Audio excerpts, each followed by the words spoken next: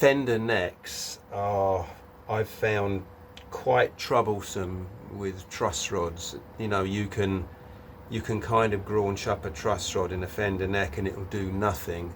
You know, the secret really is to, you know, put the neck in a vise or something and bend it the way, you know, I mean, bend it back. The only thing you can do with these truss rods is actually put a back bow on. So if the neck, like, you know, is bent too far forward, sort of thing, you know, the thing to do is put the neck in the vise and like bend it back and then do up the truss rod. But I find with Fender truss rods is some work quite well. I wouldn't say they work fantastically. Some work quite well and some don't seem to work at all. You know, I mean,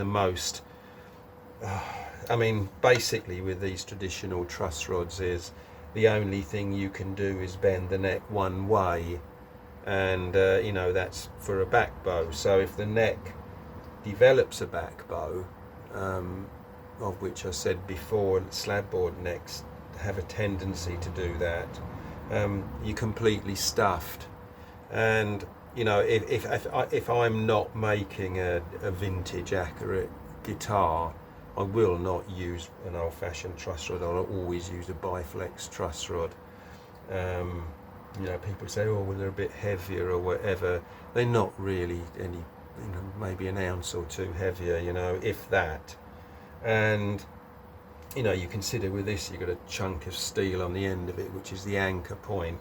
And when you do up, you know, when you do up one of these truss rods, the thing is that, like, you know, the anchor point has got to be really good, because you'll end up just crushing the wood.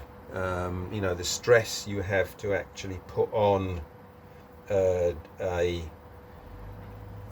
you know, a truss rod.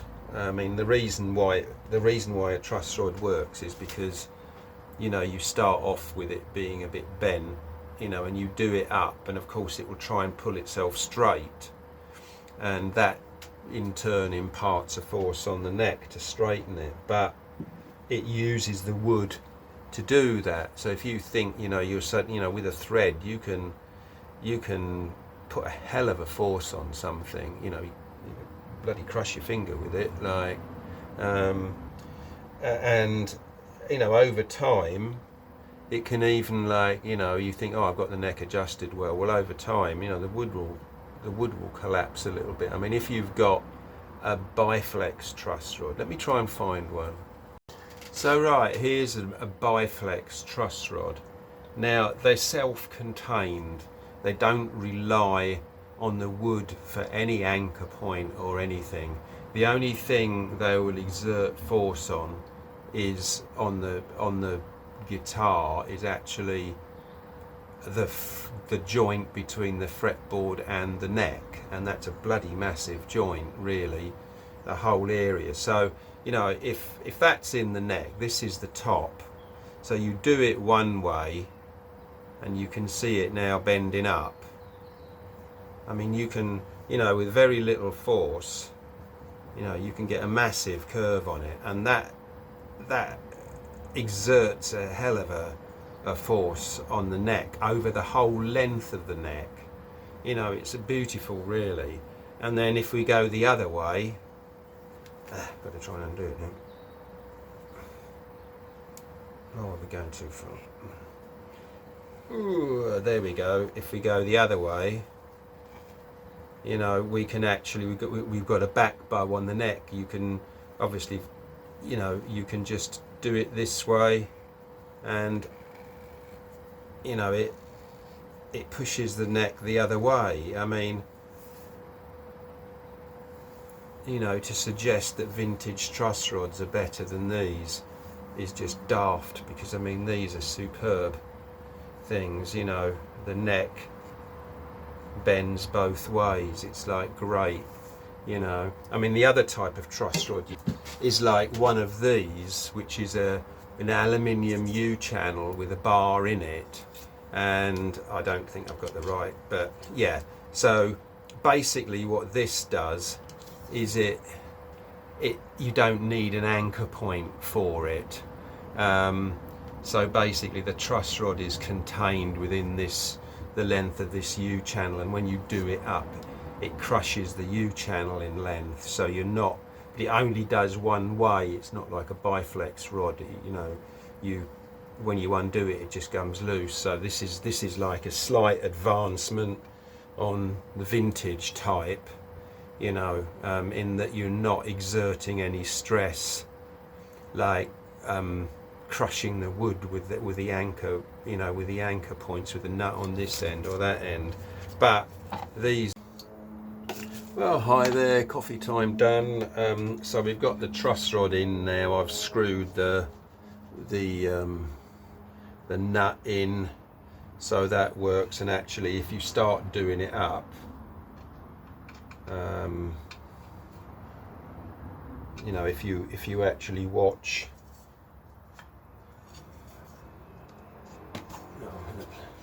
let's just push the filler strip in there, you should actually see the filler strip rising as you do it up.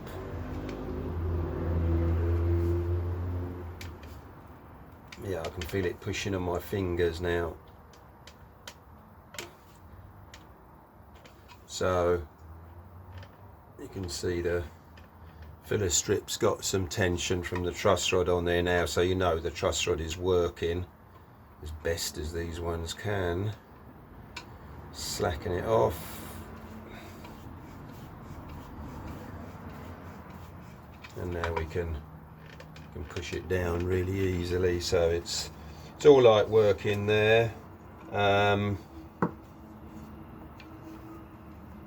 Now with truss rods, I've seen, you know, I've read, you know, obviously read a fair amount about them, and some people say, oh, you don't want them in there tight, sort of thing, in their channel too tight, so just gently, like, you know, lower the wood in, the filler strip in, and, like, you know,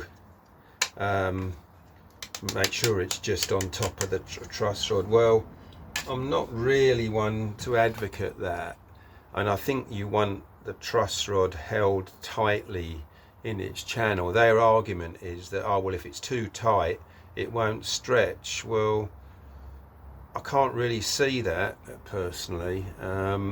You know, I don't think, you know, when you put the filler strip in, I don't think you want to like graunch it down with G clamps or anything like that. But I mean, if you've got any gaps underneath the truss rod, between the filler strip and the truss rod, then when you do the truss rod up, you won't have any, you know, when you do the truss rod up, it will just be straightening in fresh air, sort of thing. So it won't apply any force to the neck. So you would definitely want the truss rod held down. And I actually just cut a flat filler strip, and I prefer to put it in. You know that it's down on the base there, down on the rod there, and you know it's down on the rod at that end.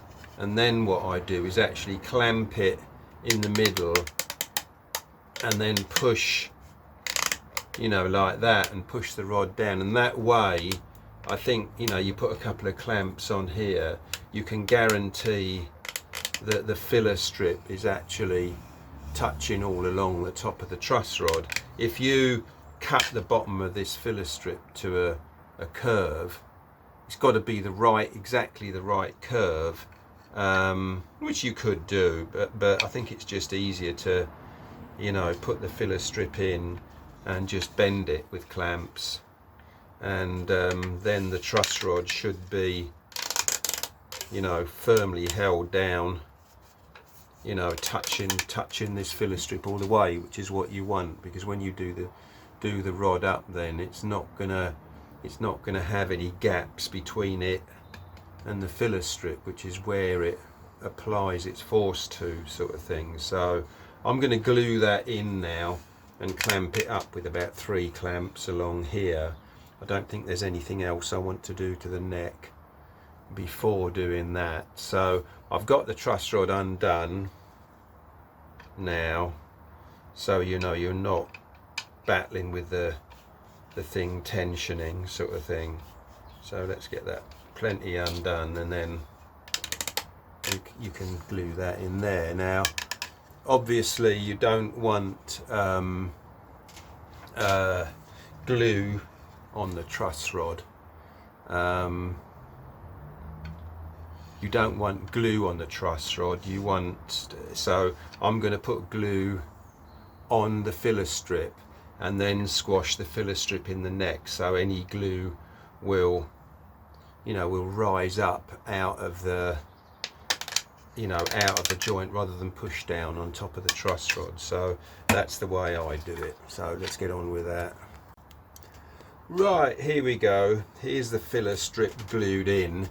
Now it looks a bit of an overkill with all these clamps on it, but they just pinched up. So I'm just making sure that that filler strip is firmly, is snug on top of the truss rod, so there's no gap that when you do the truss rod up it will just go into empty space sort of thing. So you can see what, I don't know if you can see, but if you look at the filler strip, it's a nice curve on there, so it's obviously snug down against the truss rod, and you can feel when you do the clamps up, move, solid. So there we go.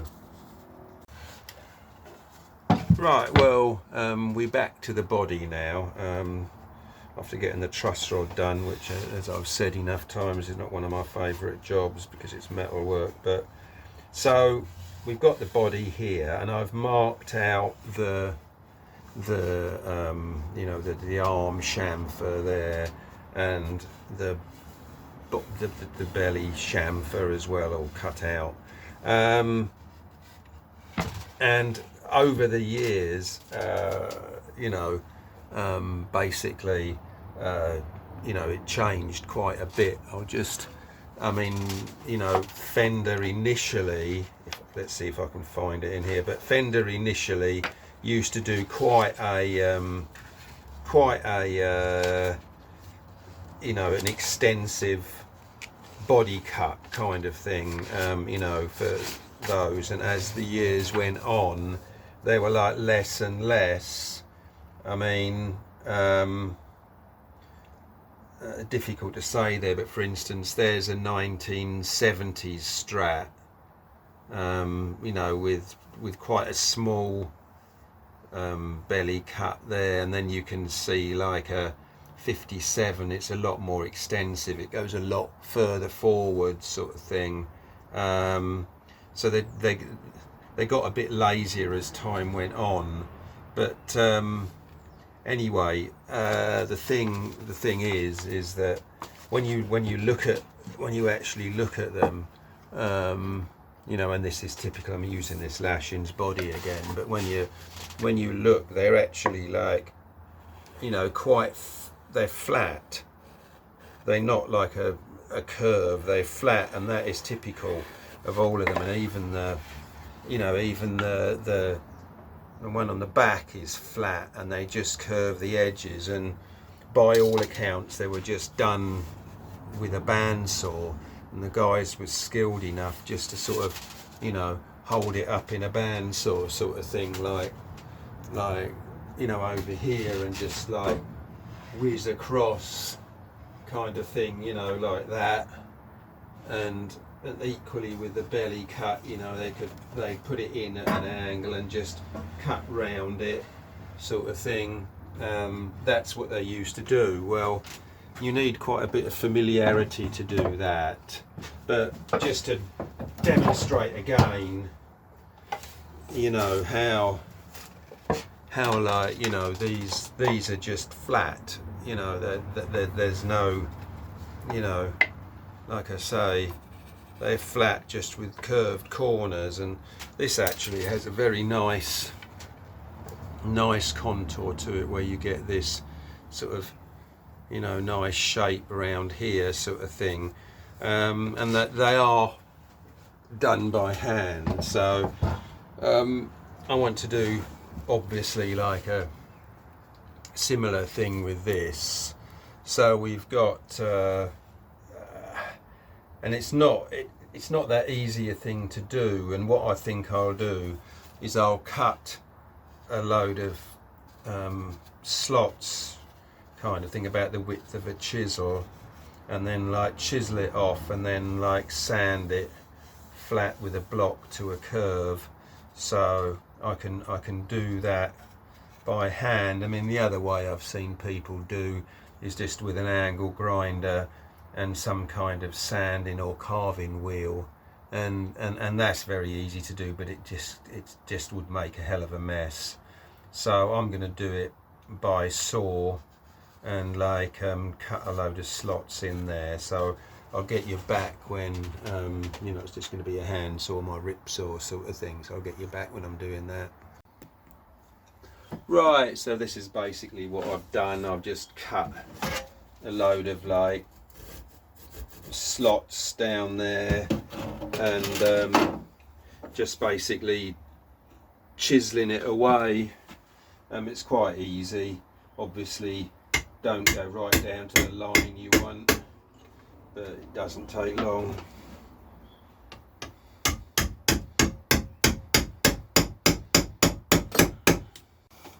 Oh, hi there. I don't know, again, my phone just seems to be behaving itself not very well. So we started contouring this, and I don't know how you caught, but you know, I was saying that basically these were flat saw cuts on the original. So you know, when you've got that, it's sort of typical. There's no like, not much curve to it. It's just like flat and then curved on the edges sort of thing, and equally same with the tummy cut as well. Now yeah, so basically, you know, I sawed slots in it and chiseled as much of it away as I could. Then I used an angle grinder with a coarse sanding disc on it, just to get down to the saw cuts, and then I just finished it off with this. And it really, I mean, it took me about half an hour. It didn't take long at all. Curve off this edge here, obviously, but I'm kind of happy with that. You know, not unhappy at all. And I did weigh the body, and I must say I was kind of sneakingly hoping it was going to be under 4 pounds. I mean, there's not much more wood to take off now apart from the curves and things like that, but it was just actually a fraction over 4 pounds, which was, you know, I was hoping it would be lighter than that. I mean, 4 pounds isn't bad at all, but yeah. So what I'm going to do now is just basically curve these sharper edges over, and try and you know, chamfer that there. Probably a spoke shave would be best for that, but it's not really not going to take long, and these existing curves aren't curved quite enough. So there we go. I shall carry on, and I mean, basically it's going to be with this, and just like knock off the top of that curve there, that edge there, and just, so that's that. But that's all I'll be doing, really. Quite pleasant work, so I'll get back to you. Well, here we go. I haven't been at this long at all, really, probably about half an hour, and you can see now, you know, what a nice shape we get in this. I like this sort of where the edge of the body comes down nice, and you know, in what looks like just a curve, rather than sort of you know, a sort of a straight piece here and then, you know, down, but it just looks swooping sort of thing. And when you get a Strat that's not too cleverly contoured, you know, this tummy tuck doesn't blend into the arm chamfer sort of thing. So you know, the body thickness it remains fairly consistent all the way along here, sort of, you know, it narrows in from the body tuck there and reaches whatever dimension that is, about 3/4 of an inch, and it stays about 3/4 of an inch all the way round till it comes out here, sort of thing, instead of sort of, you know, I see some body calves and all of a sudden they get thicker, you know, they get thicker and then thin again. But this dimension, it looks a lot nicer when this is consistent all the way up here, rather than sort of, you know, bulking out here, then you know, yeah. So, but it hasn't taken long at all, and you know, I'm kind of about there. I think the other important thing is, as well, is you really want to keep these sort of straight, you know. I mean, I think I'm going to take a bit more off there, because that feels quite curved to me. So I'm just going to go along here, and of course, you know, the more you take out, the lighter the body will be.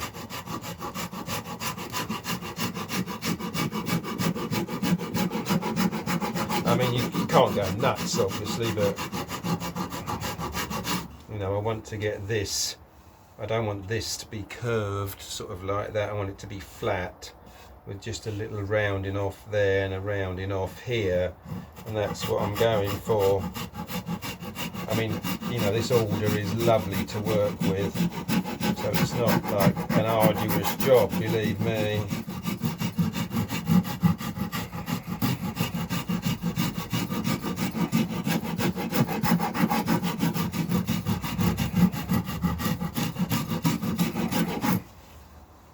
That's getting nice, and you know, that's basically flat now until you get to the edge, sort of thing. So yeah, well, I'll keep going and sanding and going and sanding, and but you know, it's funny, isn't it, that, like, you know, we've spent like sort of 3 days on and off on this body, I guess, and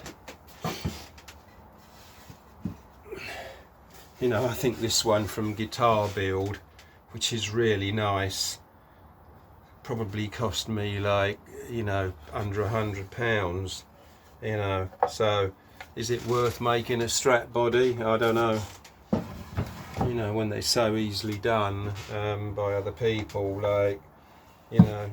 I mean, I've still got a, you know, day's worth of sanding on this to get it right, and you know, you wonder, like, well, there you go, sort of thing, is it worth it?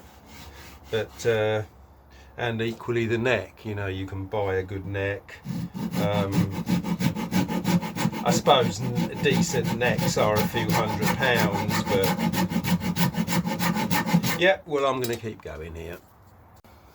Well, here we go, sort of close of play today. I'm a bit bored with doing all this, but I've been over it just with a sander now, just to get it more in keeping, you know, more towards finish, sort of thing. And you can see now how, like, you know, you can see the joint line there. I can see it plainly on the camera, actually, but in the flesh it's pretty invisible. Yeah, I mean, you can see it a little bit there, but it for some reason the camera picks it up a lot more than it actually does. And like, you can see that, you know, actually the joint line is there, and the grain actually kind of this curves that way and matches that kind of thing, which is quite clever. Not of any my doing. And on the back, I haven't sanded the back yet, but you know, the joints aren't really noticeable, which is great. And I think we've got a really nice line now here. You know, really like that. I mean, there is a lot more sanding to do on the edges, but I found an old body I've got. I think this is off a 90s Strat or something, but you can see what I mean by, like, you know, a kind of an ugly carve compared to what I've got here. You know, you see on this one, it's obviously a lot less of a body cut there, and you can see how this gets fat there in the you know, the chamfer for the forearm is a lot less, and so you don't get this consistent thickness of line down here. It kind of gets really fat and then thin again there, instead of staying consistent and then going round. So that's what I mean by, you know, a difference in carves sort of thing. And this was pretty 60s sort of thing looking, 50s, 60s from memory, but there's a lot more sanding to do yet, and you know, we'll be carrying on with it. So yep, catch you later. Oh, hello there, and welcome back to 3R Guitars and this late 60s Strat build. Yeah, yesterday we were like just sort of starting sanding the body, and after doing all the sanding on the Les Pauls, I mean, basically the Les Pauls are sitting in the airing cupboard, like just setting the paint, but I did so much sanding on those. I started sanding this and I just thought, oh Jesus Christ, I'm going to lose the will to live. I must admit that alder, I mean, you know, the only time I'd ever use it if I was building a Strat or a Telly, and I can't remember the last time I made one really. Like I say, it's just so much easier just to buy the stuff off the shelf. I mean, you know, like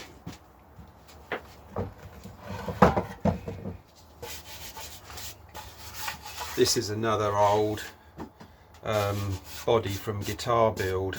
I mean, you know, the things come to you like so well prepared and sanded. You can literally just, you don't even have to, like, this is quite a nice body actually. This is probably why I bought it, was because it's one piece ash. It's actually one single piece, and it's like really lightweight, so that's probably why I bought it. And it's, yeah, there's no joint at all in that. You can instantly tell when you look at the end grain there. But I mean, this thing is just ready to paint, you know. I mean, there's no lumps or bumps on it. It's beautifully finished. I must give them 10 out of 10. You know, Guitar Build obviously still in existence, but I mean, this is why I never bothered building a, you know, making Strat bodies sort of thing. I mean, you know, the reason why I'm doing that is because I want a hard tail, but you know, I just wanted to build one anyway, like as close as I could. But I mean, these aren't exact shape. You know, they're not, I know they're different from a slightly, I mean, visibly no difference at all, but they are slightly different in places from an original Strat sort of thing, but they're beautifully done. So, you know, I really can't remember the last time before now that I actually built, put this back, that I actually built a body. You know, I'm really trying to struggle. It was years and years and years and years ago. But here's the neck. Now, we glued the filler strip in yesterday. So what I'm going to do is just like plane this down, so it's flat with the neck. One thing I had to do just on here was my whole stop end thing for the truss rod, god damn, get your head together, was fractionally higher than the wood, absolutely fraction. So I just ground the top of that down a bit now, so that's fine. There we go. So I've got recently purchased a little block plane, so I think this will be ideal for this. But maybe not. I'll probably just run it through the bandsaw and take the worst of it off, but I'll get that done now, and then we can put the neck down for an aside and concentrate on other stuff. Okay, we've got that plane down, and in the end I planed it very close to the top surface, but then finished it off with this light curved scraper, just so I didn't take the mating, you know, the top of the neck surface off. Now with this neck, obviously reminding you, I'm making like a curved board neck. Now Fender fretboards of that era were a 7.5 inch radius. The top of them were 7.5 inch, and that joint was a 7.5 inch radius as well. The disadvantage with a tighter radius like that, it makes it very comfortable for rhythm playing because it's quite round, but as you go up the neck and you slide notes, because you're actually sliding the fret up a steeper hill, if you like, you get you get a very big tendency for the notes to choke out if you've got too low an action. So generally on a 7.5 radius neck, the action is dictated really not by fret buzz, but just as much by the notes choking out when you bend them. I don't really want that. I mean, I do like a 7.25 radius. It's like I say, it's lovely and comfortable to play, but what I'll be finishing this to a 9.5 radius fretboard, which is basically like the later Fender size. Now I'm not too worried about doing that, because when I put the fretboard on, it will be glued on at the 7.25 mil, 7.5 inch radius, but the top of it will be flattened to a 9.5, so it will just basically look like a later refret with a flatter radius sanded on it, sort of thing. So that's what I'll be going for with this.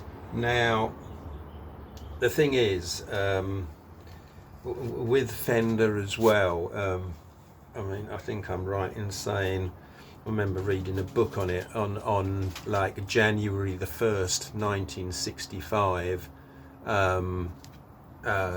CBS took over, and Friday, in fact, remember in the book, Friday, January the 1st 1965, I seem to remember reading, CBS took over, and you know, nothing changed initially, apart from nowadays you get, like, you know, your pre-CBS Strats, which are obviously before 1965, and you know, your CBS Strats, which are after 1965.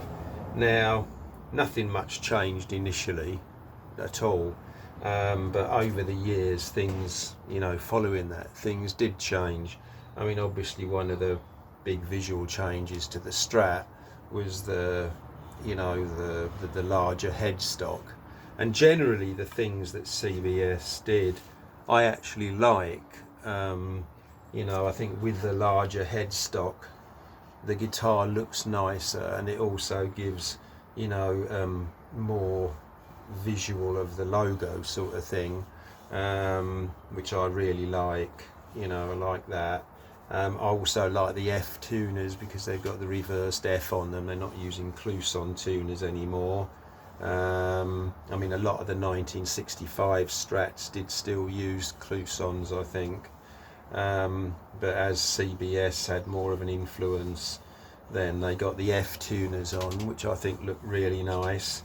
And then they also have the F logo neck plate, which I really like, just to kind of, you know, push that Fender thing. You know, I mean, the headstock is a trademark shape, I think, and you know, if you had the guitar on telly, it would be more obvious what it is with a bigger thing. So I do really like what CBS did. Cute. I mean, I really do like the curved fretboard, the veneer style fretboard, mainly because I have first-hand experienced problems with slabboard necks, which are really, you know, and I've read people have had the same problems as I've seen as well, where they develop a back bow and you know, it basically, your neck is more or less destroyed then. You know, people say, oh well, you can heat set it out, you know, clamp it up in a bend, forward bend, and put it in the oven. It doesn't work. Tried it for like days on end, and the neck will not straighten itself once it's developed that. The only way I've successfully got a 62 neck back straight is remove the fretboard. And when I say remove the fretboard, I mean generally it's so old, if you try and, you know, unstick it, you will just end up ruining it. So, you know, generally it's build a new fretboard, and, you know, you take the fretboard off, and then you can bend the neck to a forward bow and glue the fretboard on with it in that position. I mean, it's all a bit touchy-feely, but that has worked for me in the past. But that's why, like I say, I'm a big fan of the curved fretboard join, and that's what I'll be doing next. So thank you. Well, hi there. Now we're moving on to the fretboard. Like I say, I've got that centre strip down. This is Indian rosewood. You know, actually, you know, it's still very attractive wood sort of thing. It's a bit okay. Now I've just cut this out, and look how beautiful that colour is.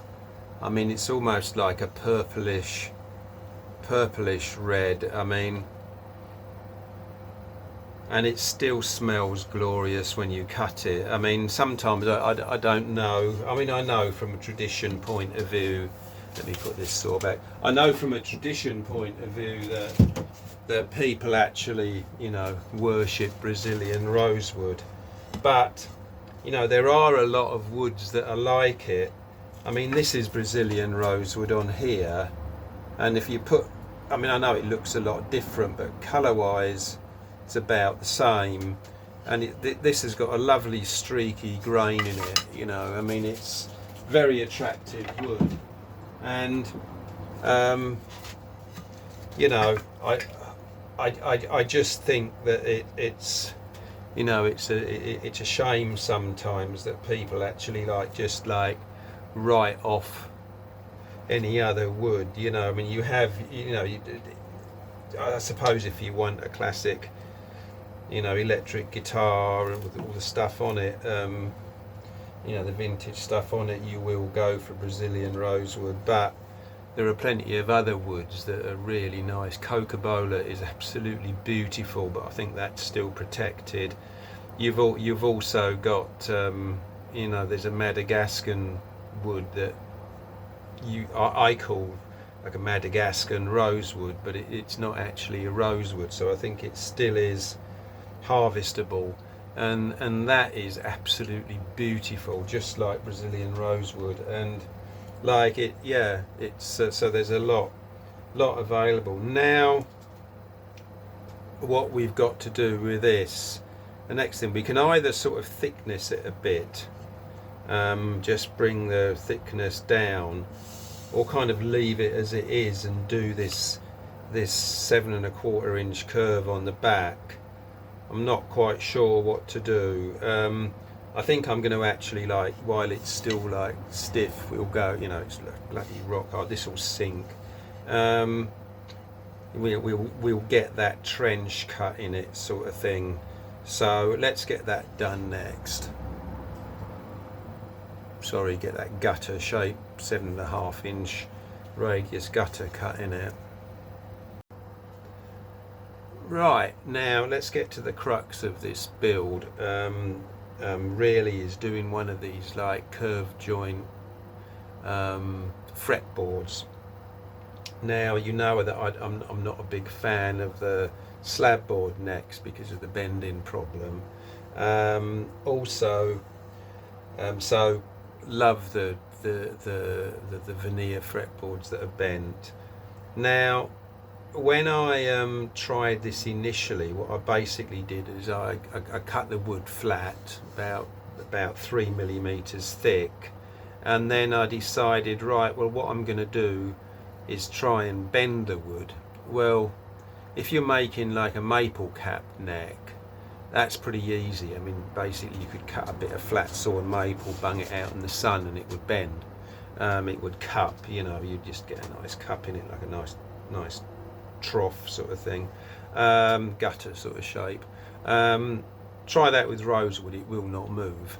So what I did, I made a clamp thing and wet the rosewood. Now the clamp, you know, I had 2 strips of wood at the end here running down the sides, and then a bar in the middle, and I clamped it down, and I, you know, left it for a few days and whatnot. Then, you know, maybe I'd get a bit of a bend in it, then I'd, you know, glue it and clamp it to a neck. Well, overnight it would just break the glue joint and go back straight. And the ones that were successful, over time they basically cracked. So the only choice I had was to actually cut a gutter in the neck. And when I did that first, what I did, I had a flat piece of wood with a piece of metal on the end that I filed to a 7.5 inch radius, and then I used my router, put it down on the piece of metal, and then routed along and did a load of steps, and then you know, cabinet scraped the wood to a nice curve. I mean, yes, you could get a result, but oh my god, did it take a long time. But it was successful. So that's all I needed to do, was come up with a better way of doing the you know, cutting this sort of gutter shape down the fretboard. And it was about at that time that I knew this guy who worked, you know, in the machining industry, sort of metalwork industry, and I told him the problem I was having, and he said, "Oh, leave it with me, mate, I'll sort it out for you." And next minute he comes back with this, which is absolutely friggin' brilliant. Let me get something and show you.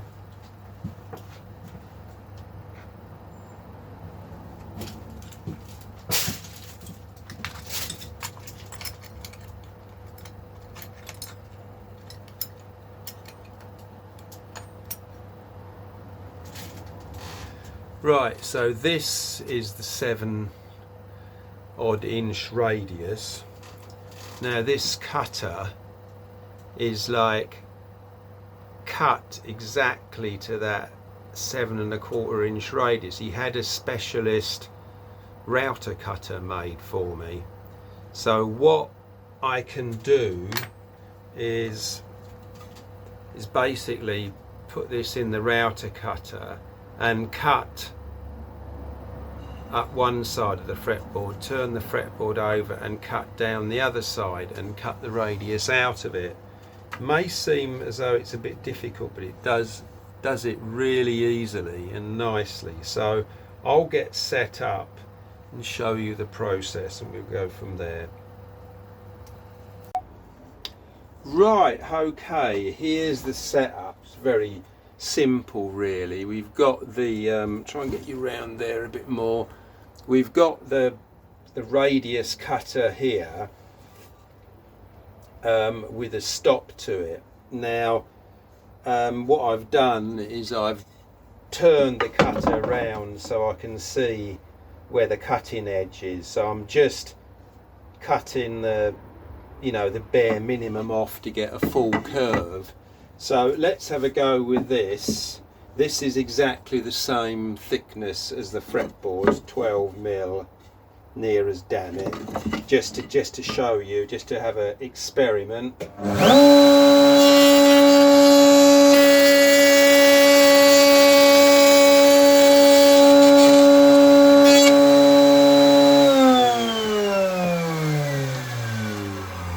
So right, you can see the 12-inch radius being cut on there now, which is that should be half the thickness of this board, which it basically which it exactly is.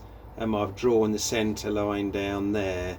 So now if we go over to the rosewood, we can cut, we want to cut this edge. Do we want to cut that edge away, or no, we want to cut the good edge away, do we, or the bad edge away? No, I think we want to cut the good edge away, and then we'll be chamfering the fretboard down, so we should lose that there then, because if we cut, the good edge away, we're cutting, so we're cutting this way so we can see. So basically this is the square lump of wood I can run it against, and I've got it this side rather than the other side because I want to cut into the wood. So there we go, let's have a go.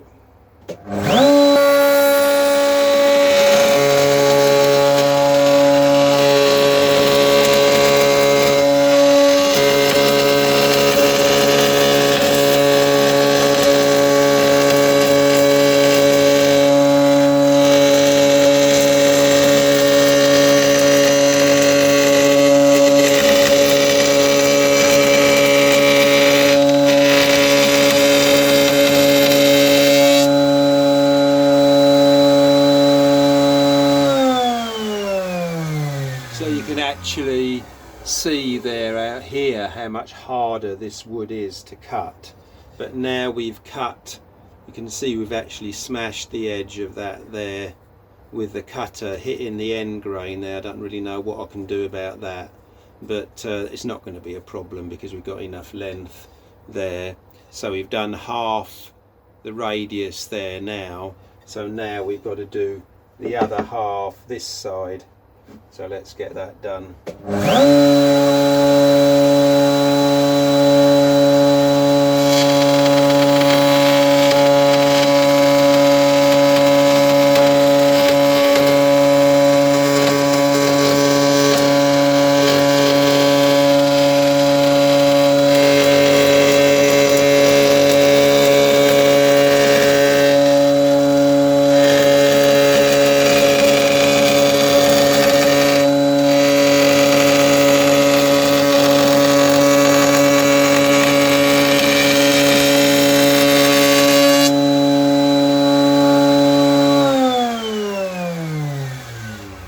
So there we go. You can see the absolute perfect curve I've cut on there now, and it's just works absolutely beautifully.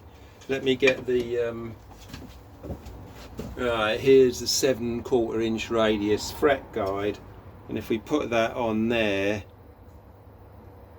you can see how absolutely perfect it is, that radius cut. So really is it seems a bit sort of, I don't know, it just seems a bit difficult to do, sort of thing, but you know, I mean, it's such a pleasure, you know, seeing that and just thinking, wow, you know, you've done it now, so there's absolutely no problem in fitting that to the neck. I mean, planing the neck to the outside curve is very easy, sort of thing. You know, I've got shaped sanding blocks for that and whatnot, but to get that done is really nice. So we're all really good with that now. So there we go. Not too difficult a job, really. I mean, like I say, what you've got to be careful of is obviously the router. It's hard work cutting this for the router, so I'm cutting the absolute bare minimum off. I mean, yeah, we're all good, but like, just looking at that cut, it's just superb, you know, just absolutely perfect on there. So there we go. That's the story of doing that cut, and in we go. So next step now is actually doing the is actually cutting this, planing this to a curve now. And the most annoying thing about doing this is basically trying to hold a tapered bit of wood in a vise, because I haven't got one of those vices. So I'll get on with that now and draw you back. I mean, I'm not sure if you think I'm racing through this a little bit, but you know, there we go. But hopefully it's all right for you. So thank you very much. Right, here we go. What I did is I actually clamped the neck to this bit of wood in the vise here, and I've just used a plane to go over it, and you can see that you know, we're actually getting there very close with the join, you know, with the angle sort of thing, and that's just with the plane. I haven't started sanding yet. And if we look at the neck, you know, the fretboard is pretty damn close. And like the thing is with this is that, you know, rosewood doesn't, like, you know, it's not the best wood for being glued sort of thing because it's so oily. And the thing is that you need, you know, you don't want to sort of put this on here and think, oh well, that's pretty close, that'll do, you know, and just clamp it down. No, you want it to be an absolute, like, really good fit. I mean, this is, you can see down here how good that joint is getting now, and I just want to go over it. I've got a 7.25. There's me talking about the fender radius being 7.5. It's actually 7.25 mil, but I've actually got this shaped sanding block that's you know, 7.25 millimeters inches radius. So, you know, I can now go over this with this block and just make sure everything is right with the sanding. So, but what you want to be careful of, just clamp this back up on here. What you want to be careful of is don't going over it like this. Go straight all along it, and I can actually feel that these edges here are always a bit of a nuisance because you can actually feel that they're raised up a little bit. I mean, they're only waste wood as well, so get them down a little bit and out of the way.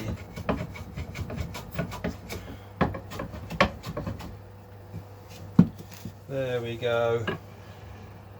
Yep, because I can feel when I push this along that it's hitting the edge, but it's not now. So I even bought some new sandpaper for this.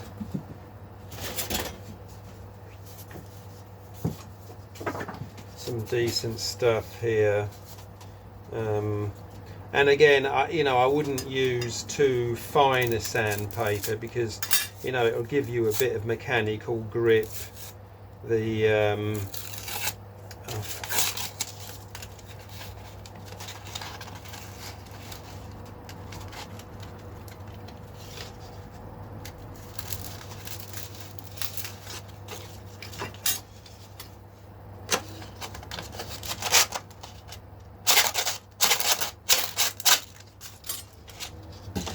now we can just start sanding this down, and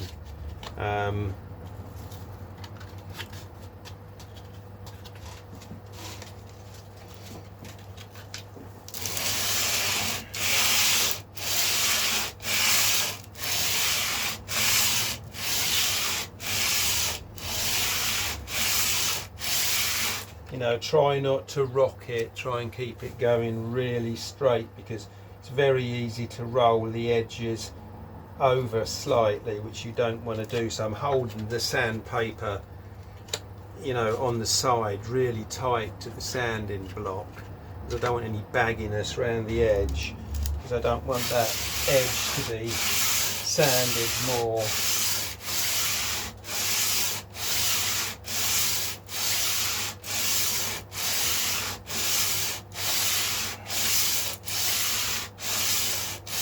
It seems to be a fiddly process, this, but it really isn't. It gets done. I can feel that's a really nice radius on there now, and it's probably going to be all right. Just check that I've got no dips in it. It's looking perfect.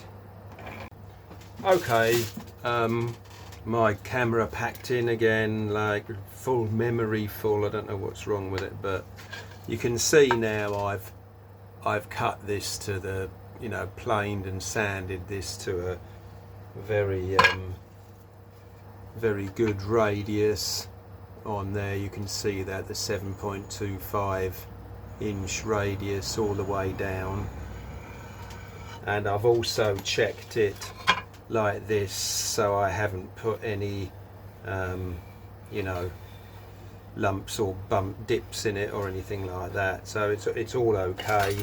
Close of play today is actually glue this fretboard on, so you know, this is all ready, we're all done, this is all ready, so I don't think we've got any problems, so I can actually like just glue this on now, and then it will be ready for tomorrow for trimming down. The thing is, again, it's very difficult to do, but you don't want to glue it on at a twist, but you can't really do that because it's almost self-centering in the you know, with the gutter sort of thing. So plenty of clamps on it, and we should all be good. Yeah, so I think I'll glue it on now. Like I say, rosewood can be a bit troublesome gluing with all the oil in it, but you know, it's we kind of doing the best we can sort of thing. You can't really help it, there's nothing you can do, but at least there's no stress on that joint now if you bent a piece of wood. Well, you can see, you know, the advantage with this type of fretboard is that it like self-centers, like I was saying. You can see just with one clamp on the middle how good the fit is, because we've got squeeze out all the way along the joint both sides. So I'll just keep on clamping it on there, and it doesn't matter with the clamps, we're not going to bugger anything up because we've got the back of the neck to shape. I'll put a clamping caul on this end because that's underneath the neck heel, but yeah, there we go. So I think just have a final check around and see how much glue has squirted out there. It'd be nice to be able to clean that off, but don't quite know how I'm going to be able to do it.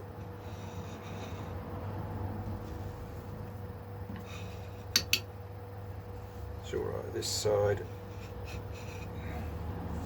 Saves you just a bundle of work.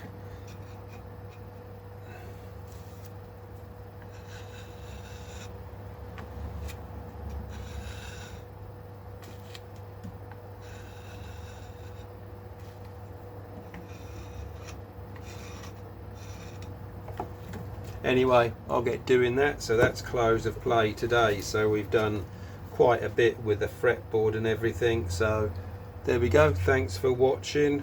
You know, if there's anything else you want me to cover about it, just comment and I'll try and fill in stuff. Okie doke, thank you. Well, hi there, good morning and welcome to 3R Guitars. We've got this, we glued this fretboard on yesterday. I mean, obviously it's quite a chunk and it's got to be thinned down, but you know, it's all glued on firmly now.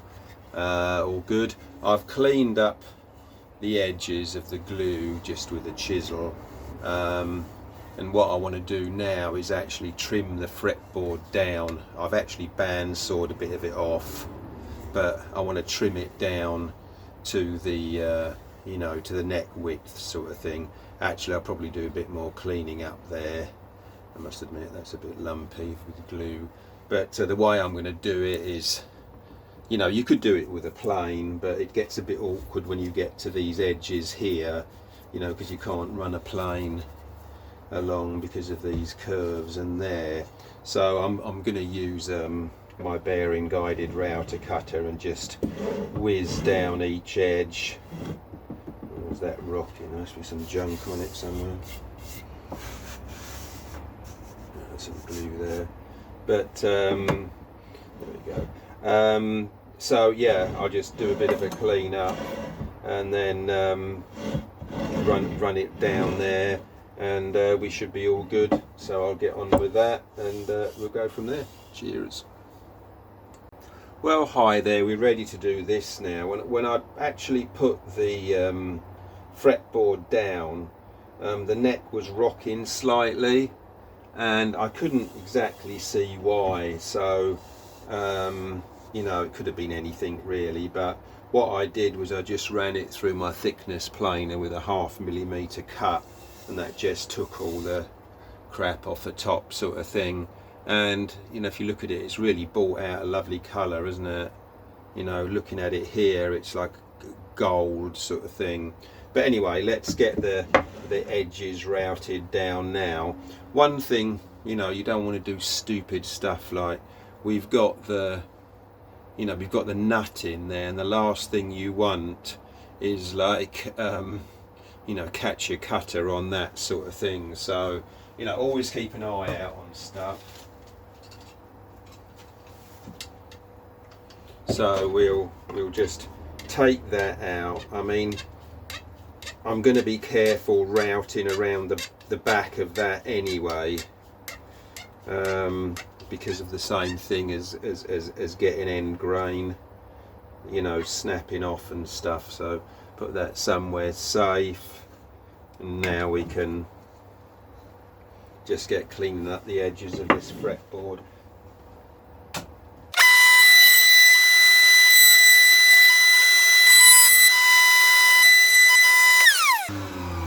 Right, you can see there, you know, how nicely that's done.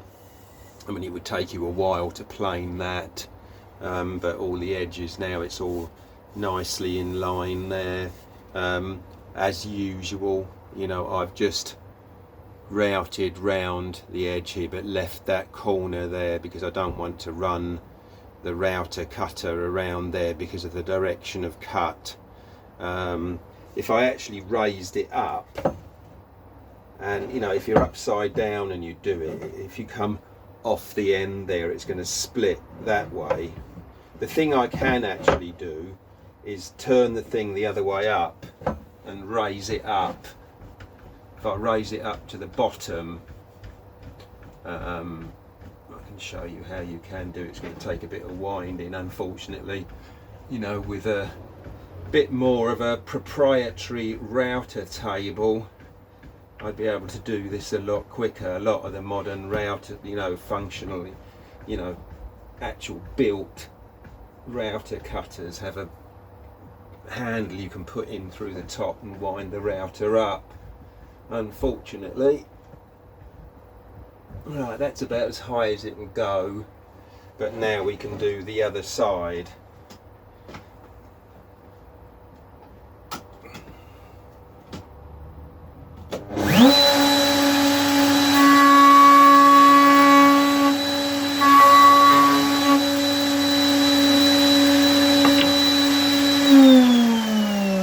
So there we go, because we had the direction of cut going the other way, we could go round and completely finish that end off with the router, just to demonstrate. I mean, you can easily file something like that, but so there we go.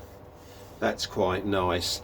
Now what I want to do is actually thickness the fretboard down. I mean, obviously, like having a 12mm fretboard is somewhat stupid, but I want to get to a sort of starting thickness where this is like probably about 1/8 of an inch, something like that. So the way I'm going to do that is with my thickness planer over here. You know, one thing is, you know, I'm just going to run it through like that sort of thing. Underneath here, but one thing, make sure that the back of the neck is perfectly clean, otherwise if you end up with a lump on it, you know, it's going to be a disaster, because you know, you're going to not cut the fretboard parallel with the back. So I'll just run it through a few times, just do about 0.5 mm at a time.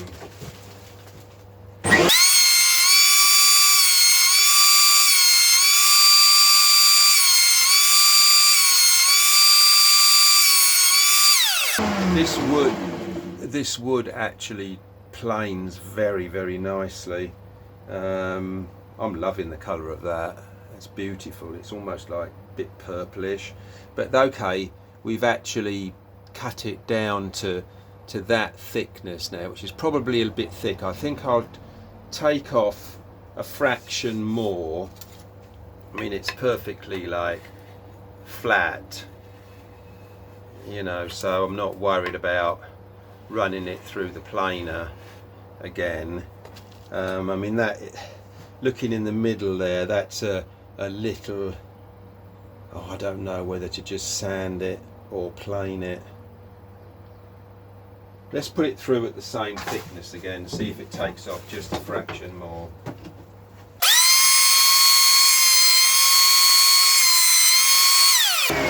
Yes, I'm actually quite happy with that thickness there now in the centre. You know, with a bit of sanding on top of that. And now with this, with the neck back flat and that flat, we've actually, you know, and we've got a perfectly parallel like neck there, and that's come out really well. Well pleased with that now. I'll be able to plane that to a nice, you know, a 9.5 radius curve now, but that's really come out nicely, and I'm you know, chuffed with that colour. Really looks nice. You know, it doesn't quite have, the weird thing is it does have a very significant smell, this stuff. When you work it, it does have quite a smell to it. But it doesn't kind of have, you know, Brazilian rosewood definitely has a more crimson in it, where this is more stripy and has sort of almost a purplish colour. But we're all good. Thank you very much.